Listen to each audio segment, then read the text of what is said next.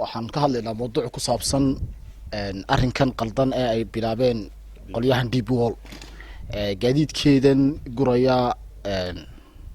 garaysa daabulkiina loogu talagalay dadka shacabka baabuurtoodu cashuuran yihiin maxaysatada dee sixir bararka iyo dhibaatada intaa leegi baasarka iyo naaftada samada maraysa iyo waxaas culays saaran yahay awal barkada ka sii saarnaa imikana cunaqabatayn kale oo ah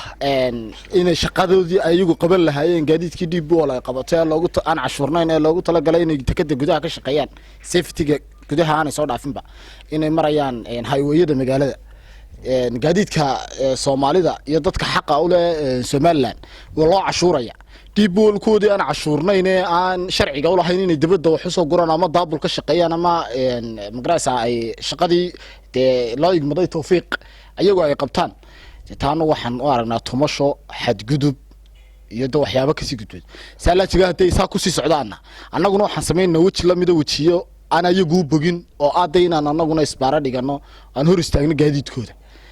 intii ay qabanayeen in ka xun oo fool xun aan ku shaqeyno kala dambeyntii iyo dastuurkii iyo akhlaaqiyadkii ka dhixeeyay gaadiidka ayaa dad tumasho iyo cagta hoosteeda iyo aan la ixtiraamin la keenay shaqadan imika deep wall ay hayso gaadiidkeedu safety-ga tikada ku ah gaadiidkana leh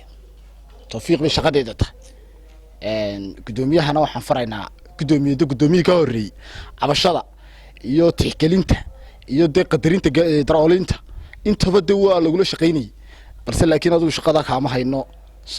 xalay tolo lagu soo hadlo amar baa ku yimiday hadal baa ku soo gaaray waxba falcelin lagama hayo wadanku sidii saacadii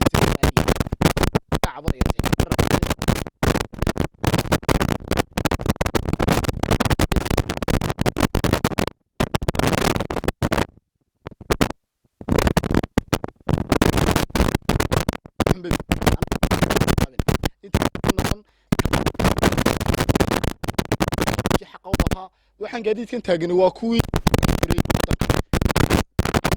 iska lagu soo baxaa gaadiid